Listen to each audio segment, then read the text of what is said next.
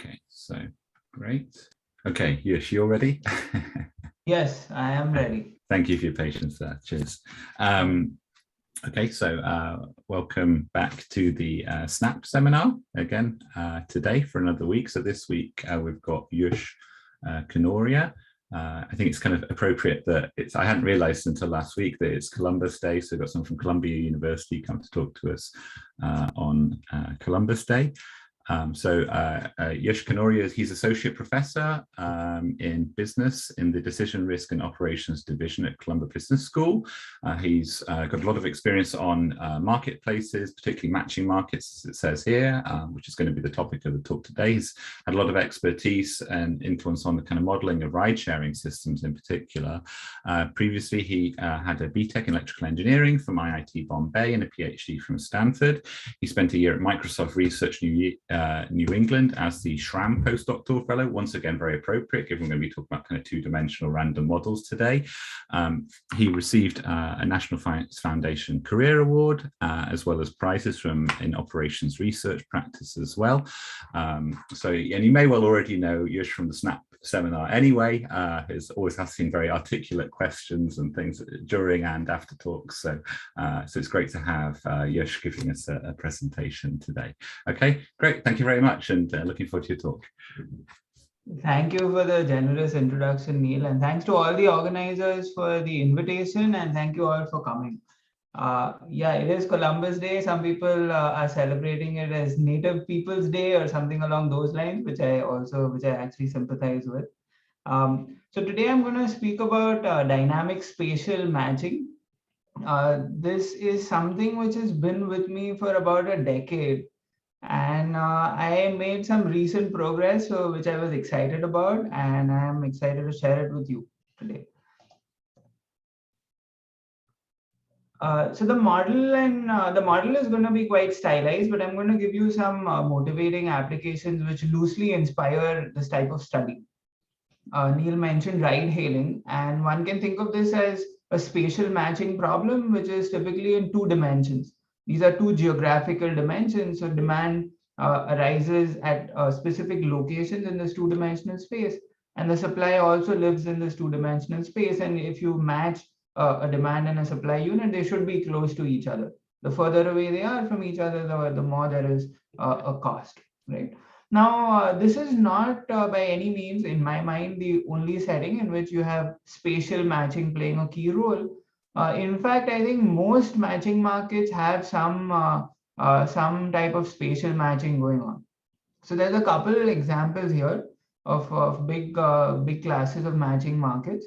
So there's lodging markets, for instance, Airbnb, where supply and demand live in some higher dimensional space, which includes the geographical location, but also other attributes of the supply units. So let's talk about where the supply unit is located in this multi-dimensional space. It's a function of so there could be a dimension which is the size, right? The square foot area. So any listing on Airbnb has a particular size, has certain amenities, lacks others, has a certain price. So it lives in some multi-dimensional space. And one can think of demand also as living in the same multi-dimensional space, in the sense that the demand unit, the guest, has an ideal listing or ideal place or unit that they would like to grab, right? It should be in this location, it should have Wi-Fi, it should be large, it should have good natural light.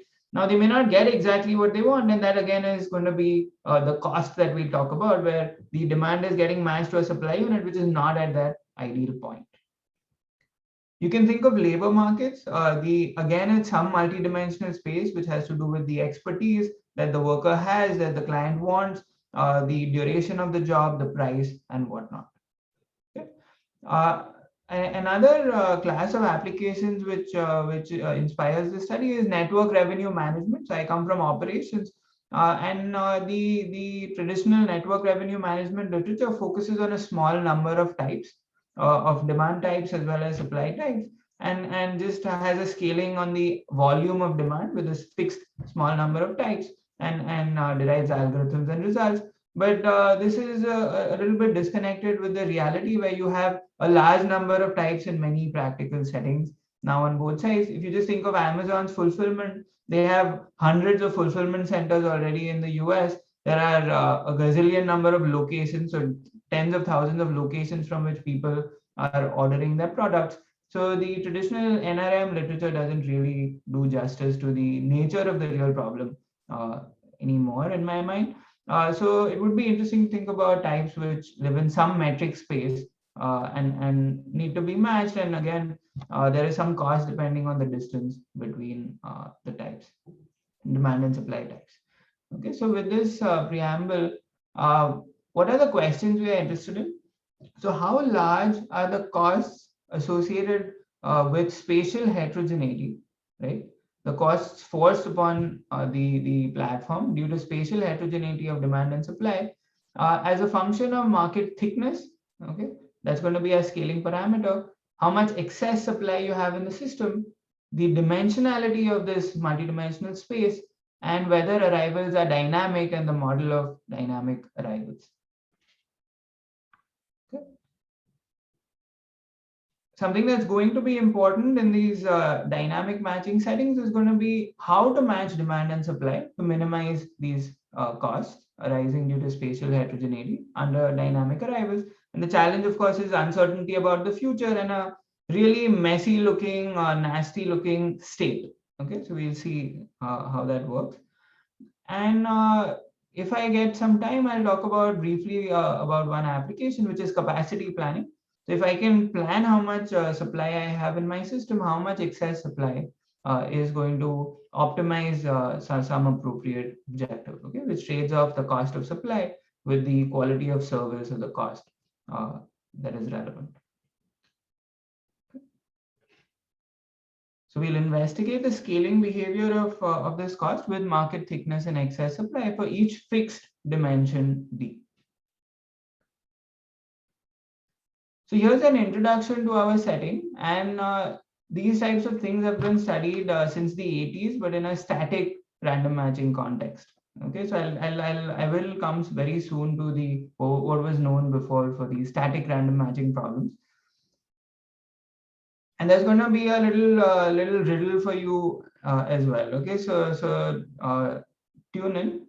Here's a picture on the right. You have the unit square, and you have n uniformly randomly located supply units represented by crosses, and n uniformly randomly located i.i.d. demand units, which are represented by these triangles in red.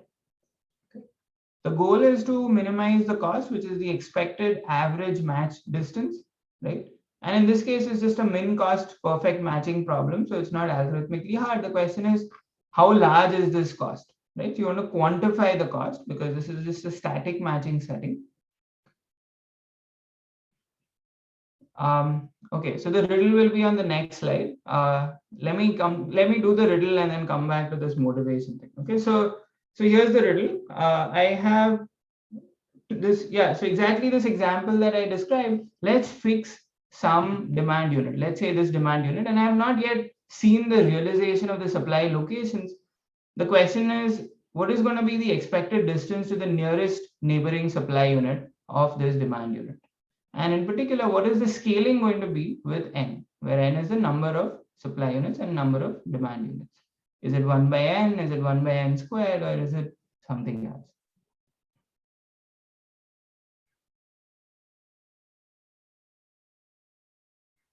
So this is the time when somebody will have to say something. I already looked at your slides, so.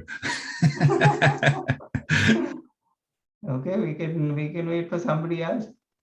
Let me say 1 over n. Who was that? Ganesh.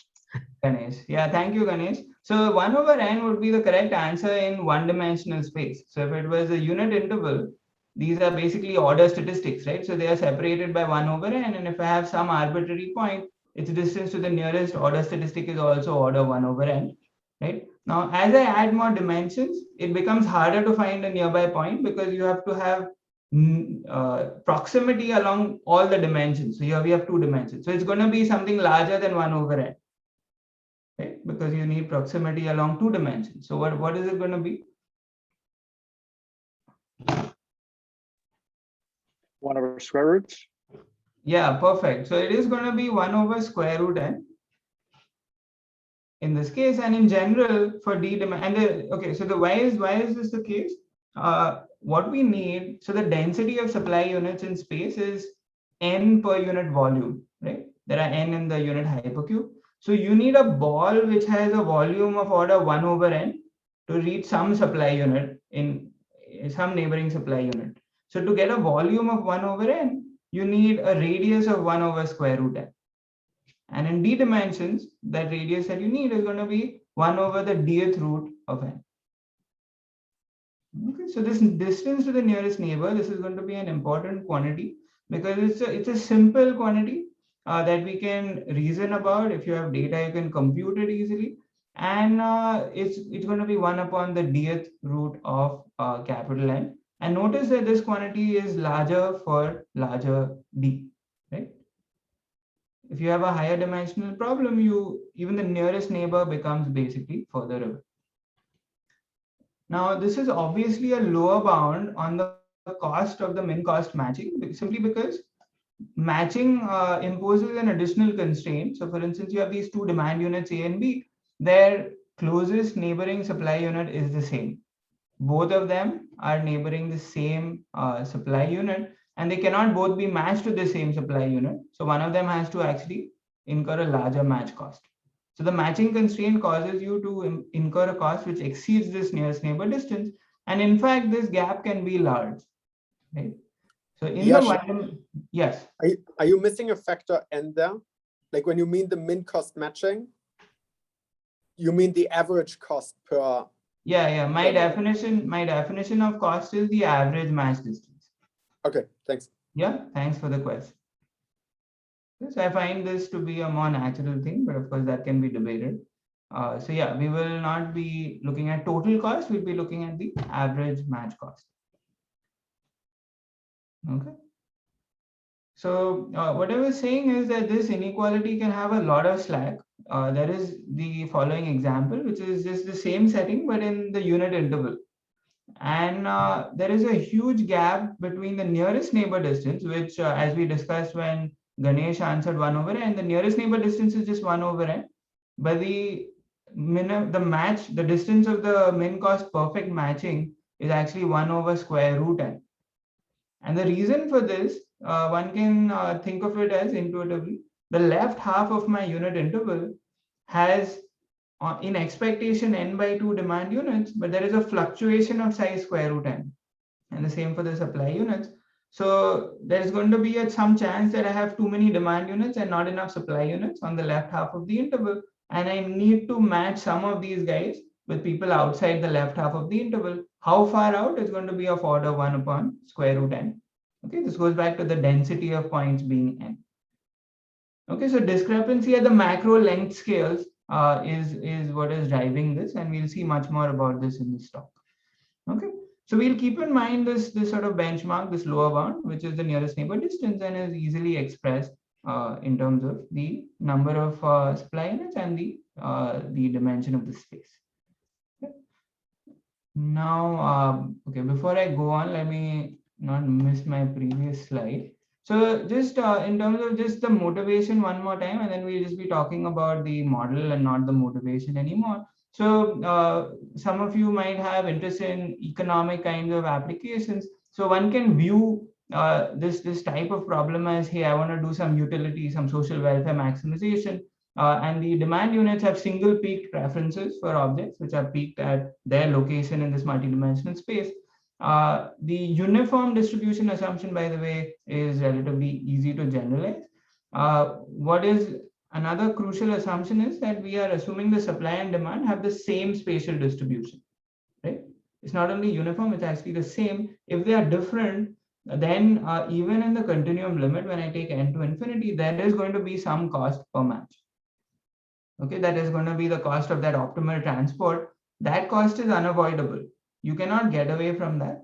So somehow the question we are asking in our stylized model is that how much cost on top of that unavoidable cost do I need to incur, right? And how to minimize that additional cost due to spatial stochasticity. Okay, that's going to be the focus here. Okay. Okay, so we have a nearest neighbor distance. We know that the match cost will exceed this. Now we are going to add a further very crucial wrinkle, which makes things much harder, which is that now we will have dynamic arrivals over time. Okay, so in this illustration, the supply units are present beforehand. The demand units, they come in one at a time. So I have a demand unit which has arrived. I need to match it immediately with some supply unit. That pair will leave, and then the next demand unit will come in. And I don't know where these future demand arrivals will be. Okay, so it's this dynamic programming problem. And the state is kind of messy, right? The state is the locations of the residual supply units. And the state is getting affected by who I choose to match this demand unit with. Okay, so here's another little question for you. Suppose I have this situation and this demand unit has come in. Who would you match it to? And concretely, would you choose to match with the supply unit at A or the supply unit at B? B probably. Perfect. So I would also match it to the supply unit at B, and this is despite the fact that A is the closest supply unit. So greedy policy would match to A.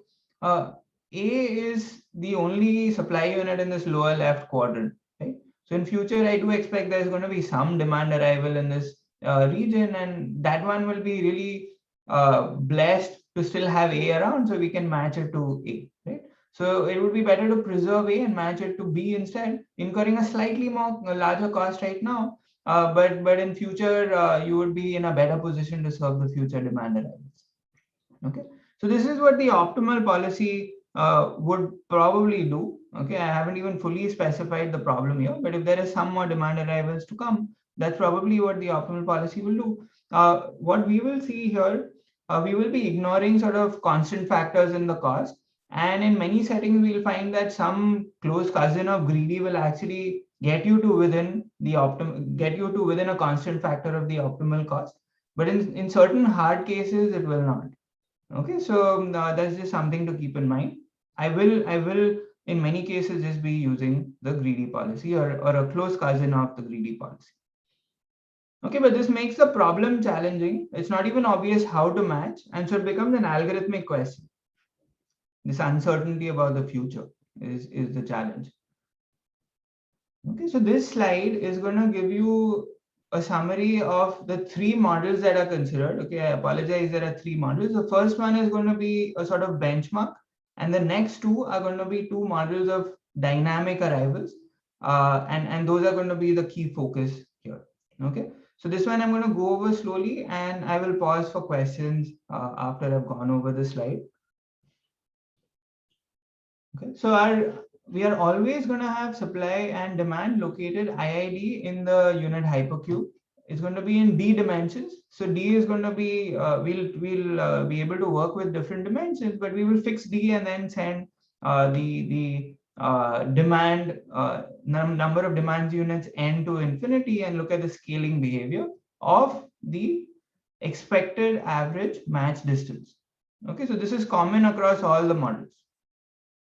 The first model is going to be the closer to the more traditional static random matching model, where everything is present beforehand.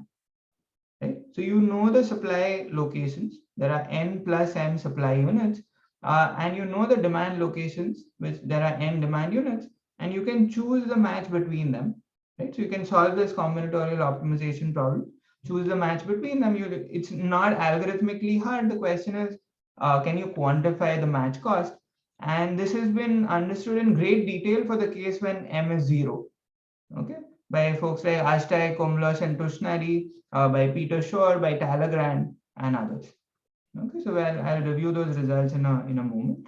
So I've just as a starting point extended those results to non-zero values of m as well.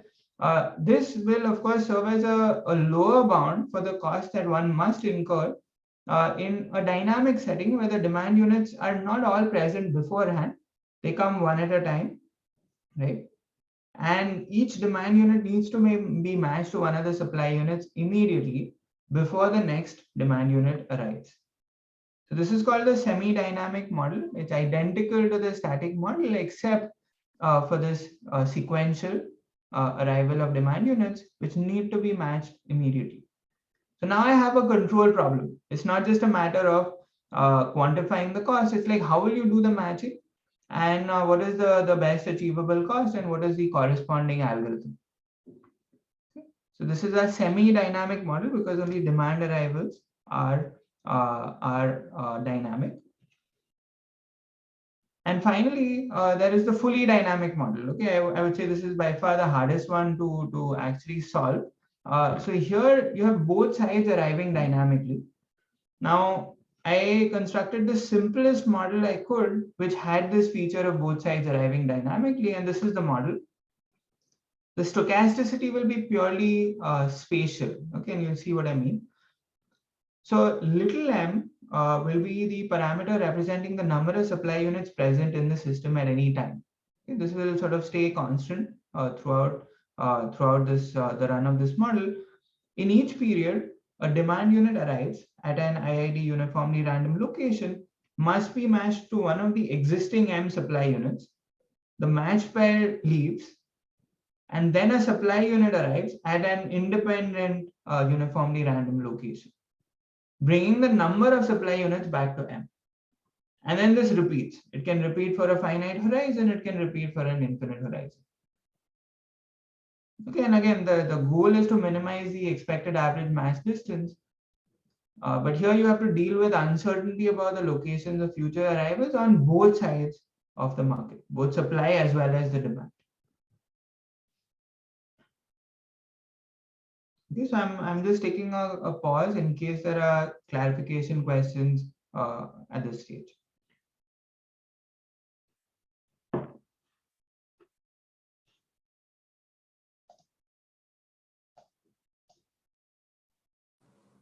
When you say i.i.d, do you care about the distribution or any distribution will work? Sorry, I meant uniform. Yeah, it's uniform i.i.d throughout this talk.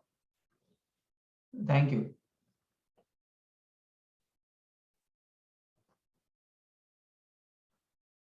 Okay, so I will show you the models again later in the talk, but this is the models that we will work with. Now, this slide is not math, it's a cartoon. Okay, this is a cartoon. In one slide, I'm going to try and just represent the gist of the findings across all these models.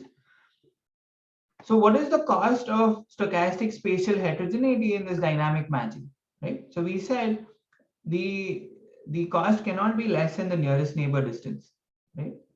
And we had also quantified that, and this thing was 1 upon n to the 1 by d, right? Now, on top of that, we said one has to deal with this matching constraint, which can impose a large cost, right? It can cause the scaling itself to be different. And on top of that, you have uncertainty about the future, and this can cause your cost to go up as well relative to the static case where I know the future, or I have everything beforehand, right?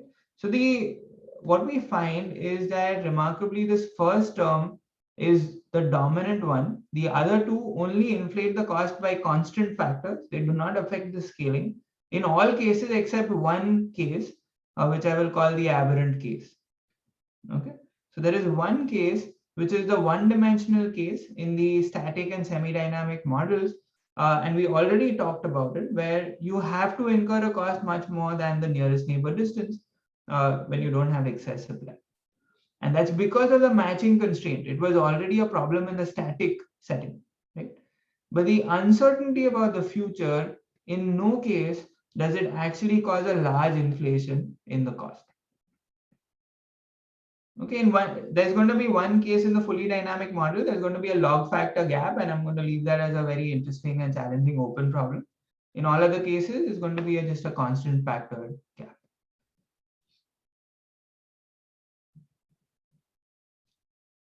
Okay, so you will obviously see results in more detail. So here is a table which is a slightly more detailed representation of the results.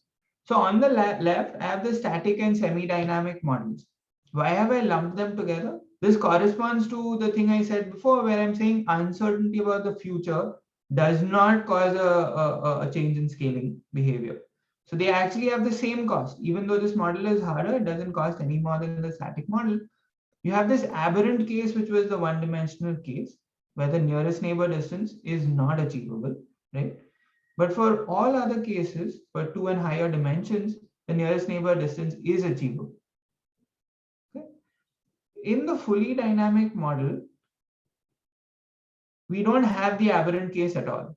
Even the one-dimensional fully dynamic model, you can nearly achieve the nearest neighbor distance, okay, up to some polylog factor. And there is some secret, some magic going on there, and roughly this one-dimensional case here acts like the two-dimensional case in the static or semi-dynamic model. Okay, so time acts like an additional spatial dimension in some sense, which helps us, and we will see more on that. In all but one case, okay, there's one, the d equal to 2 case here, which is hard. In all but that case, we use a variant of greedy, which is the proof is near optimal. And the reason to use this is that it's remarkably analyzable. It's easy to quantify the matching cost under this variant of greedy. I call it hierarchical greedy.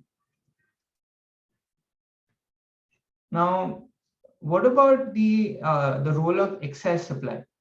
Okay, so when this nearest neighbor distance is not achievable, the one-dimensional semi-dynamic case, excess supply can substantially reduce the cost, and this is because it smooths out the stochastic fluctuations at the larger length scales. For 2 and higher dimensions, you already had nearest neighbor distance being achieved, and so you don't benefit from excess supply M, capital M. In the fully dynamic model, the little m is like the excess supply, the supply which is kind of floating around at any time. And obviously increasing this little m reduces the nearest neighbor distance, and hence obviously it reduces the cost.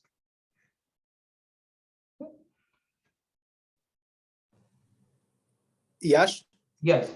When you say this, should capital M is always assumed constant, or does this not matter here? No, capital M has an arbitrary scaling with capital M. So when capital M is equal to n squared. Okay, then, yeah. Okay, so we have capital M, which has an arbitrary scaling, but not more than linear. Sorry. Okay. Capital N. So it can be 0, it can be log n, root n, or whatever, up to linear. Okay. Thanks. Okay. Yeah. Thank you.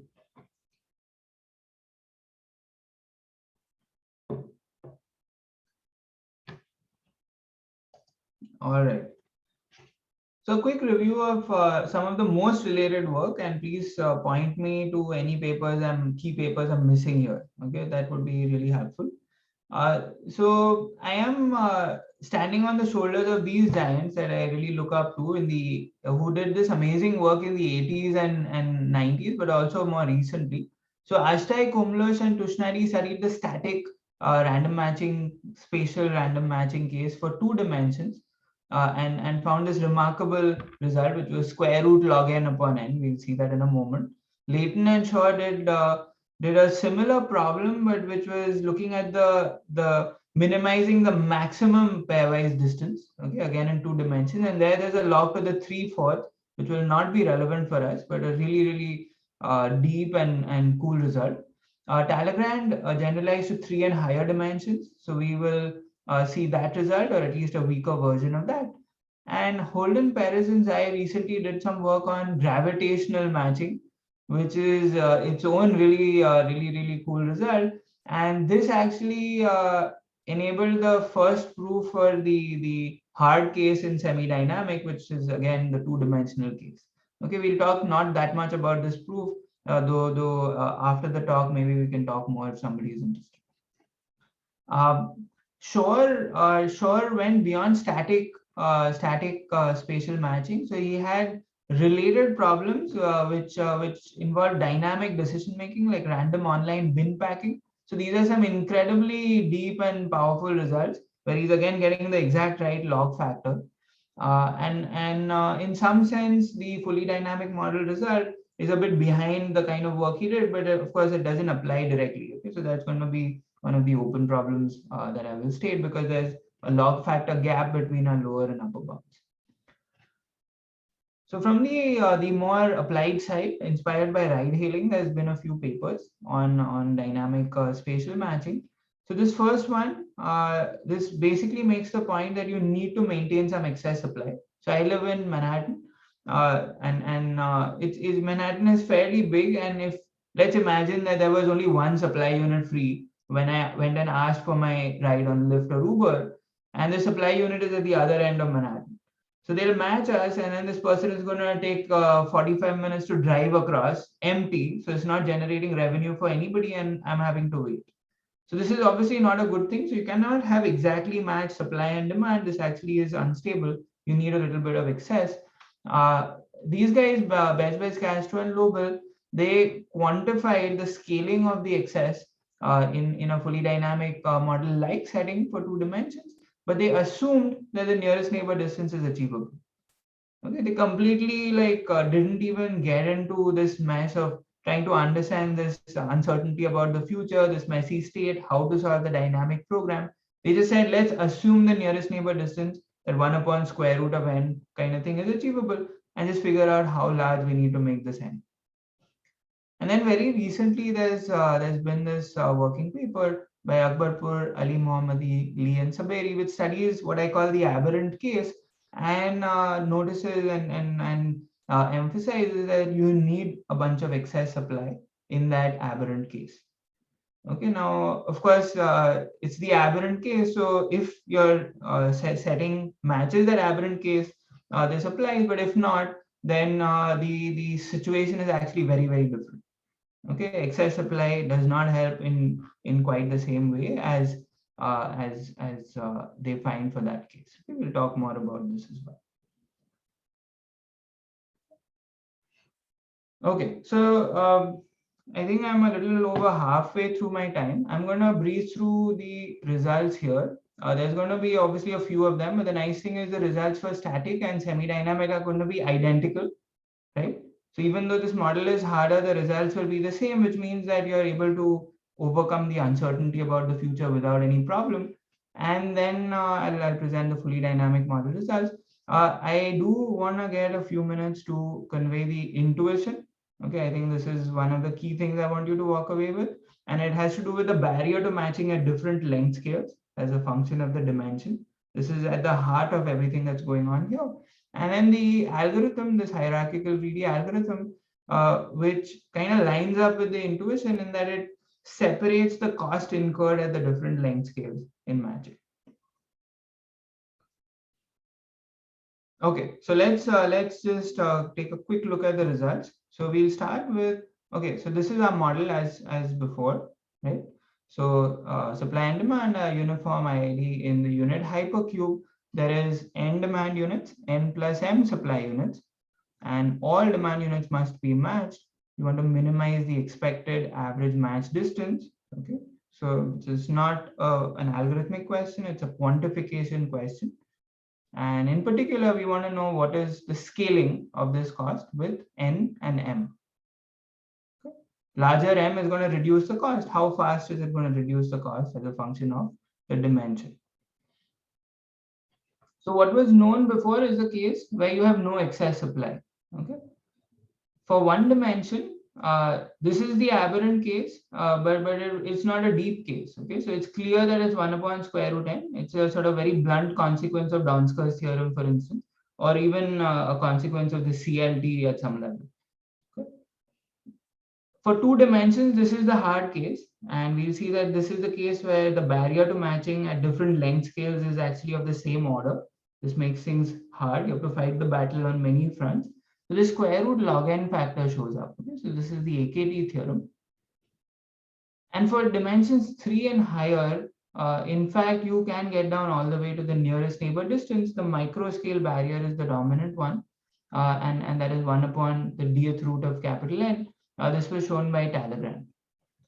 Okay. In fact, his result is a bit sharper, but we will not worry about the constant factors here.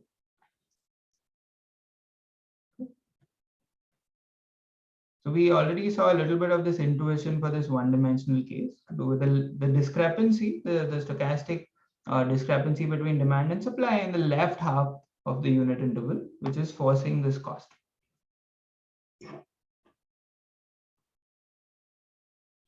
Okay, so at a high level for 2 and higher dimensions, I'm able to get down to this nearest neighbor distance even without excess supply. Okay, just ignoring the square root log factor. So one might think that this aberrant case, this is where the excess supply should help, because if I have enough excess supply, it will never be the case that the demand in the left half of the zero half interval exceeds the supply. Right? So if, for instance, my capital M is linear in the number of demand units, so there's always going to be a linear excess of supply, and the stochastic fluctuation will never cause my demand to be more than the supply, right? So that should reduce my cost down to the nearest neighbor distance, and in fact that is the case. Okay, and this is the observation of this recent working paper, where they say yes, if you have excess supply in this one-dimensional case, it will reduce the cost substantially. Okay, for 2 and higher dimensions, I'm already down to my nearest neighbor distance.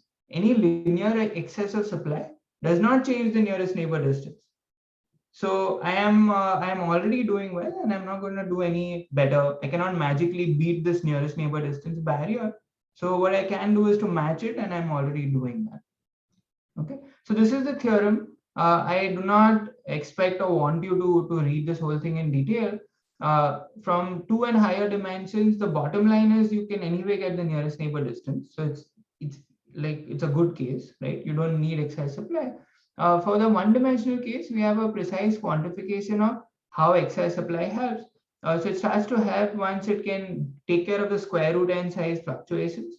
And then if I increase it further, it helps more, and this thing goes down all the way to the nearest neighbor distance as n grows. Okay, as m grows to linear. I'll show you this in a picture in just a moment. Okay.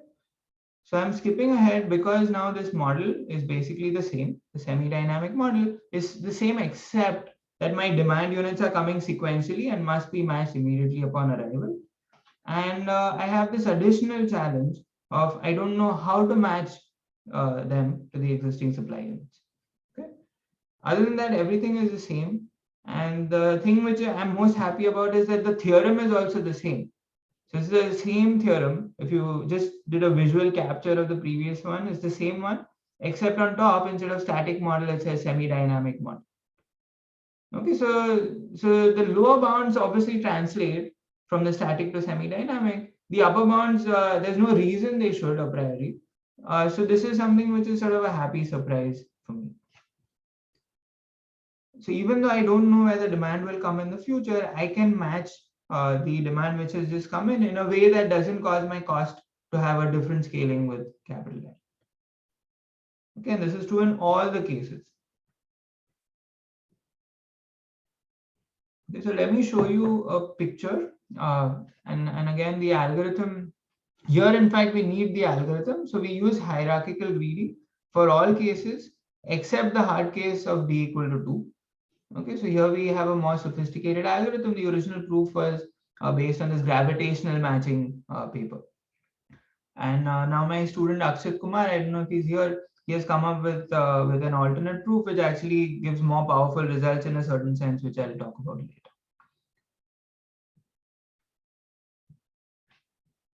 So here's the results in a picture.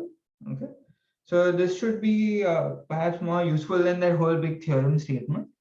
So on the x-axis, I have the excess supply on a logarithmic scale. And on the y-axis, I have the cost also on a logarithmic scale.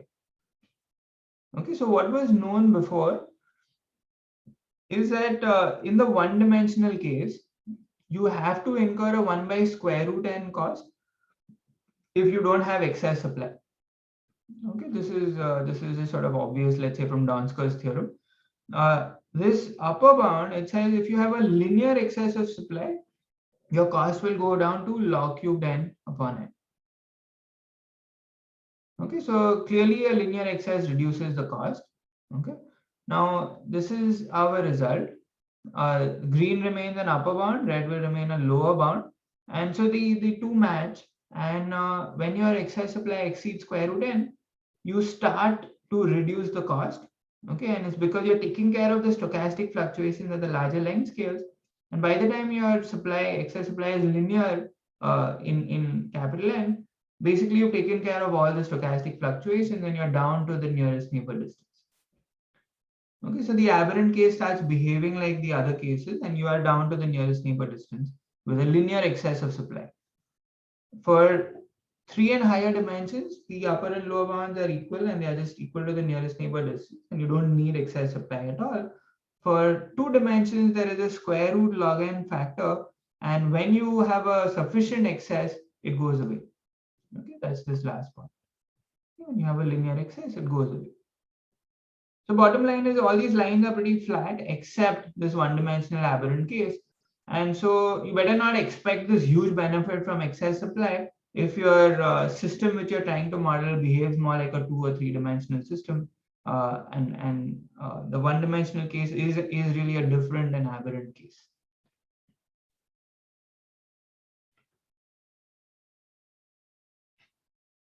Okay. So moving on to the fully dynamic model. So the model is what we said, right? So again, the supply and demand are uniform i.i.d. in the unit hypercube. We will maintain m supply units in the system at any time. That's how our model is set up. And at every period, a demand unit comes in, has to be matched to one of the existing supply units. The pair leaves, and then another supply unit comes in at a uniformly random location, and this repeats, either for a finite horizon or an infinite horizon. You want to minimize the expected average match distance. You want to see how the cost scales with little m. So in this model, little m is basically the only parameter, right? It's a model with one parameter basically. You want to see the scaling of cost with little m, and optimistically you can get down to the nearest neighbor distance. In this case, it requires being extra optimistic in the following sense. Suppose I gave you the superpower after every period to reposition your supplies exactly as you want for the next period. Right? Even so, you cannot do better than 1 upon m to the 1 by d. And of course, you don't have the superpower. So in fact, your decisions now are affecting the locations of supply for future. So this is really hard. And it would be pretty outlandish to expect that I can just get down to the same nearest neighbor distance. Okay, because of this additional layer of challenge. And we again have this question of how to match dynamically. Okay. So just to clarify that this doesn't, it's actually impossible in at least one case. In the one-dimensional case, you can show, okay, so these are some technical things, but basically the average match cost has to be at least log m by m. The nearest neighbor distance in this case is 1 upon m. But this min cost has to be at least log m by m, right? And the proof of this actually uses the 2D AKT theorem. Okay, happy to talk more about this later. And by the way, this theorem holds even if the demand can wait for order m periods, right? Even though in our model the demand has to be matched immediately, it's not like you can get over this theorem by making it wait for a bit. Okay, so can we get close to this nearest neighbor distance? We certainly can't go all the way in this case, and we have to deal with uncertainty about future demand and supply locations.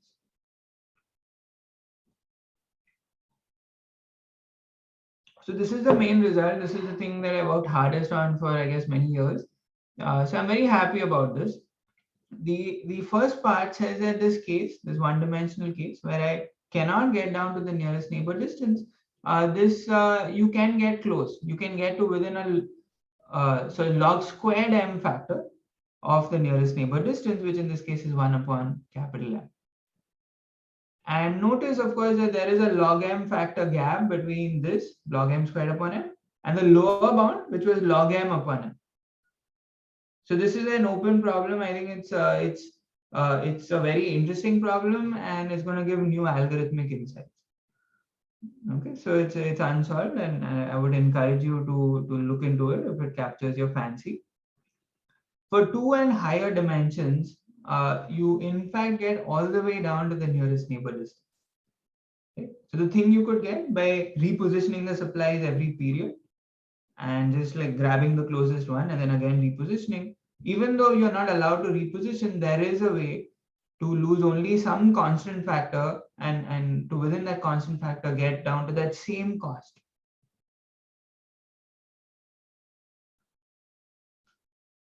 So again, we use this hierarchical greedy type of algorithm.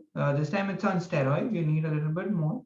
And it's kind of cool that we don't have that aberrant case here, right? In the aberrant case, there was this very different scaling of the cost. It was much larger than the nearest neighbor distance. That was in the semi-dynamic model. Here we are able to get down very close to within some log factor of the nearest neighbor distance in all cases. So what's happening, this one-dimensional case, it doesn't behave like the aberrant case because roughly time is acting like an additional spatial dimension. It's allowing averaging in this additional dimension, which enables you to go down almost all the way to the nearest neighbor distance.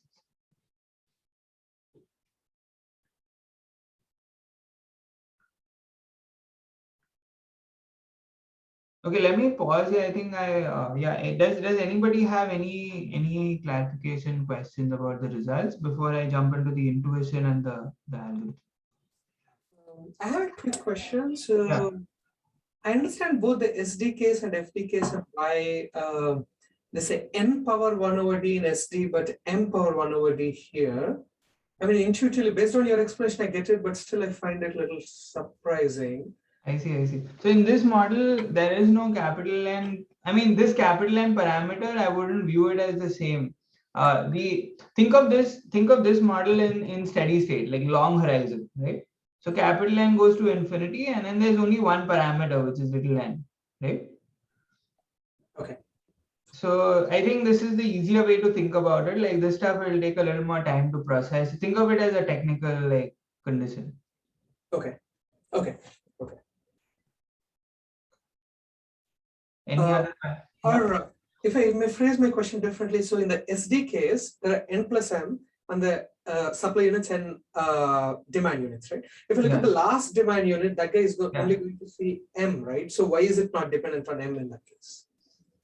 Good question.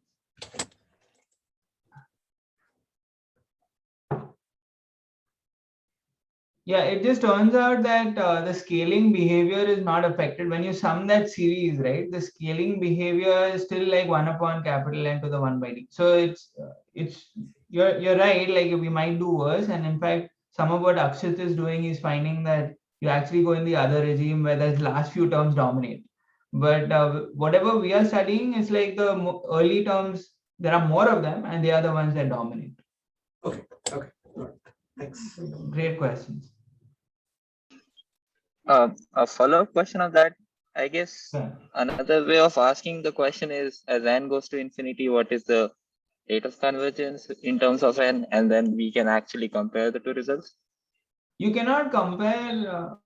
Okay, I mean, for a large n, what's the scaling factor with respect to n? Oh, I mean, so you're talking about the semi-dynamic model, right? No, so for the fully dynamic model, you let n goes to infinity. So here this applies even for capital N being infinity. Like this is the infinite horizon bound. And I guess the point here is that you don't need to wait forever to get this bound. You get it pretty quickly. Okay. So in fact, I mean, if you start with a uniform distribution, you get it even at time 1, time 2. So you don't need to wait at all. You get it for arbitrary finite horizon. This is saying even if I start with a horrible initial state, very quickly I will get this. Okay. Sounds good. Yeah. Okay. Thanks. Excellent. Okay, so I'm going to now postpone more questions to the end because I really want to get this intuition across. Okay, so this is the tangible thing which hopefully you'll take away from this talk, and it's very simple, which is why, and it's underlying basically everything. So here is how. So none of this is going to be rigorous. All right, I hope you don't mind because this is how I think about it. Okay. So I'm in some d-dimensional space. What I do is I do this thought experiment. I think of a sub-hypercube of this unit hypercube, which has a side length L. And the goal is to understand what is happening at scale L in this the spatial matching problem. Okay. Now the volume of the sub-hypercube is L to the capital D. The surface area is L to the D minus 1. What about the stochastic fluctuations in demand and supply, right? And how much outside the hypercube will I need to go to be able to overcome the stochastic discrepancy in demand and supply? Okay, so I'm going to think of static matching and no excess supply. Okay, the stuff these guys solved in the 80s. Let's just get intuition for that. And that's going to be mostly the intuition driving all the results, even though the proofs require a whole lot of other work. Okay. So the number of demand units in here, it's a binomial. It's roughly a Poisson, which is n times, has parameter n times the volume, right? And the supply is also a Poisson with that same parameter with no excess.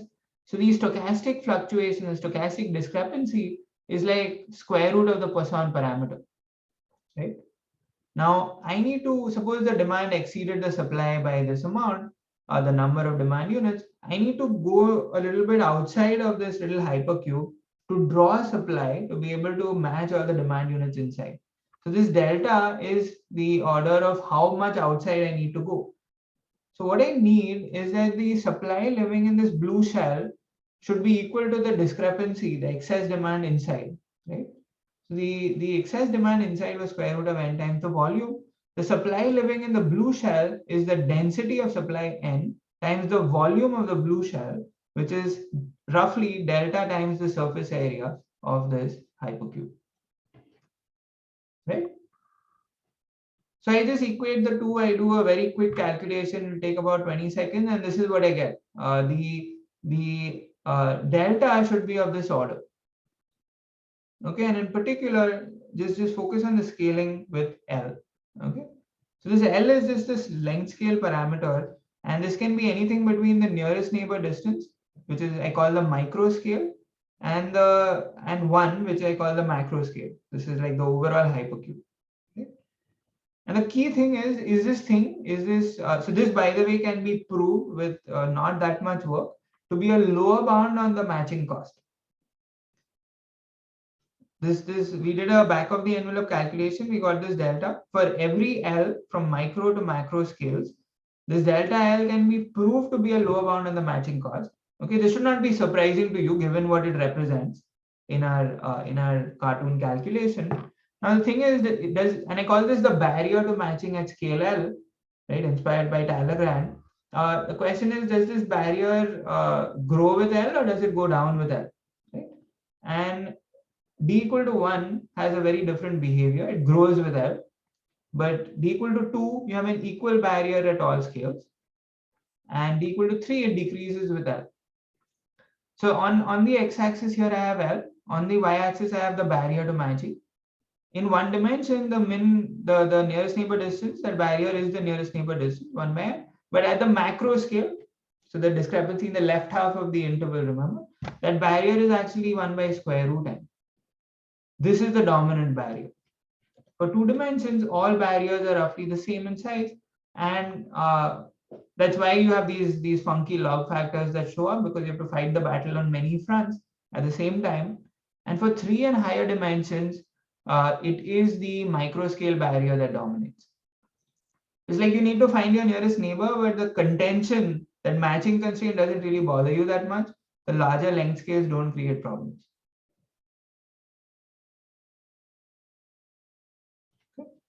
So this is what is happening with no excess supply. Now one can push this a little further and see what will happen if I have excess supply. So what I should do is to compare my excess supply to the stochastic fluctuations at that scale L. Right? We already know the stochastic fluctuations are square root of n times the volume. In one dimension, the volume is just L, and the excess is just going to be m times L. Right? The expected excess by definition is m times L. So if the excess dominates the stochastic fluctuation, so for instance, if I have n to the 2/3 excess supply, that left half will never have an excess of demand, because that excess was only square root n, and now I had so much excess supply, it overwhelmed the excess. So all the length scales above some L star cease to create problems for us, because the stochastic fluctuation is dominated by the excess supply. And hence the cost actually is going down to the cost at the length scale L star, which is this threshold. This is in static matching. It kind of translates also to the dynamic matching. In the fully dynamic model, the d equal to 1 case somehow behaves like the d equal to 2 case in the static and semi-dynamic model, because time is acting somehow like an additional spatial dimension.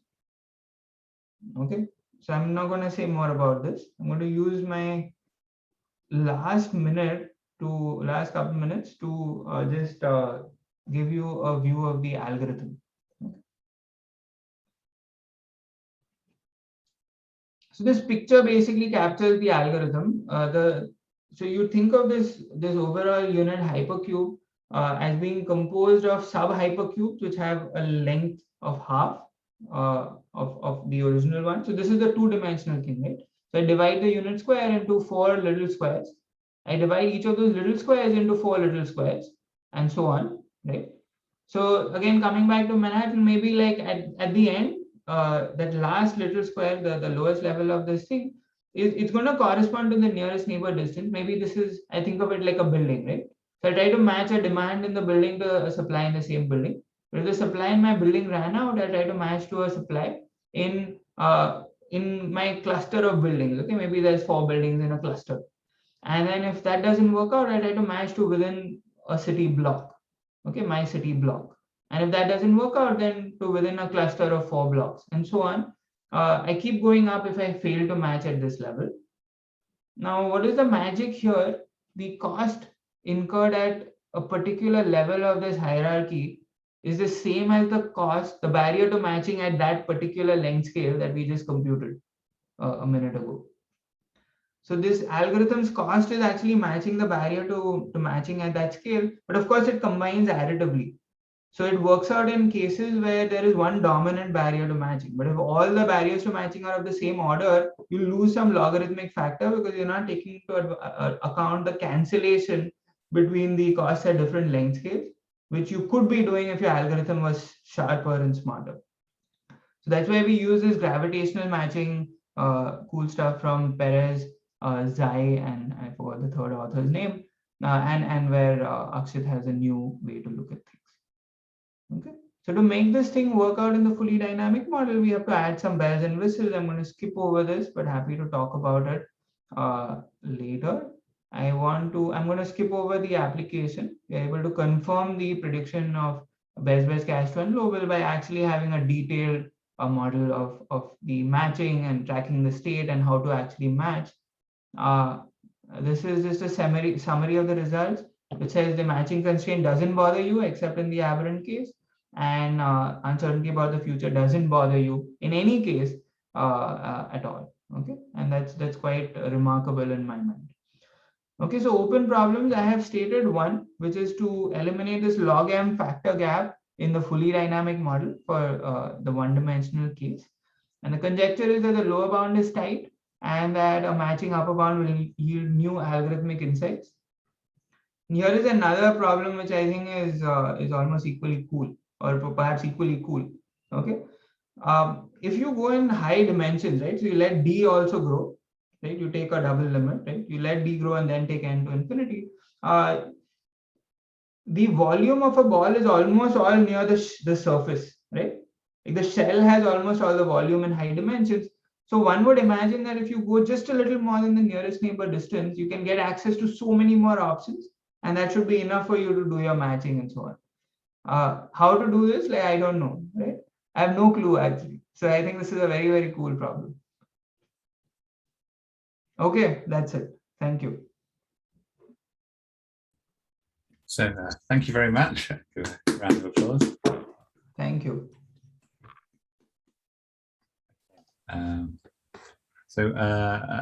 Yeah, are there any questions at this point? I've had a few as we've gone along, but feel free to either. I'll start with the question. Yeah, great. Go ahead. Yes, can you explain about the time being the additional dimension and how okay. from the equal to 1? Okay, perfect. Great question. So with the fully dynamic model, I mean, I'm going to give you the view through the proof, right? Hopefully that's one way to make it tangible. So when we run hierarchical greedy, we cannot just run it the way I described. We need to maintain some minimum supply at each level. Okay, so we don't let it go to 0. We keep some minimum, and also we make sure that suppose we've gone up to a certain level, then you have to sort of make the traversal down to find a particular leaf to draw from. So you do that by always picking the most well-endowed child, right? So currently, whoever has the maximum supply. Okay. So what is happening then is that at each level of the hierarchy, there is some stochastic process of the amount of supply at that level of the hierarchy. This it dominates a certain reflected unbiased random walk. Okay. So this random walk, it has an lower bound which is driven by the minimum supply requirement I just spoke about, and it has an upper bound which is driven by the greedy selection of the child. So it's driven by the minimum supply requirement at the next higher level. Because hey, if you are saying at least 100 there, the least endowed child, the best endowed child will have at least 25, right? So so that's the only time you actually end up not having an unbiased walk and having to serve somebody else. So the size of this interval between the lower and upper bound is actually larger at the higher levels of the tree, which means that the time scale over which you're getting averaging, right? That's going to be like the square of this. I mean, appropriately scaled with the time and so on. So you get access to averaging over longer time periods. Whereas there is no such thing in the semi-dynamic model. It's like if my supply is messed up, it's just messed up. Like there's no recovery. But here it will appear in future. And if I'm sort of averaging over a long, so this vertical is the time. Okay, so if I'm averaging over a long time interval, that enables me to deal with whatever problems there are without actually making any effort in some sense. Got it. So at a high level, it's not a simple mapping of thinking of time as an additional dimension. It's a more intricate thing where this random walk plays an important role. Basically. So this is for the achievability result, exactly right. For the lower bound, there is a direct mapping. So you use actually the AKT theorem for 2 dimensions. That lower bound implies this log m by m lower bound that we have. I see. Okay, got it. So that one is a more direct connection. Yeah. I see. Yeah. Thanks. No, great question. Okay, super. Any other questions?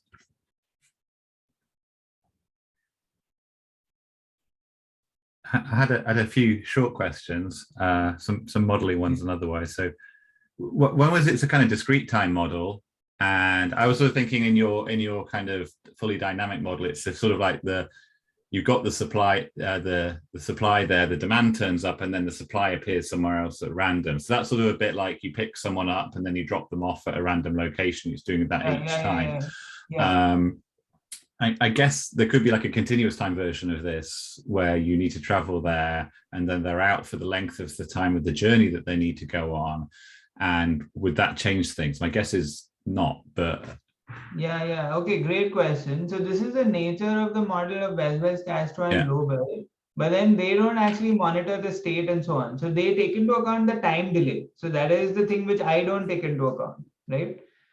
So if you ask me for a conjecture, the conjecture would be the capacity planning result remains valid, right? Now, for a proof, like you'll have to find somebody else. I think this is it's pretty messy. Yeah. And I guess in this kind of hypercube, was this volume getting large kind of in as long as it's a little bit larger, you're sort of pointing to the fact that there might be sort of low complexity algorithms there maybe.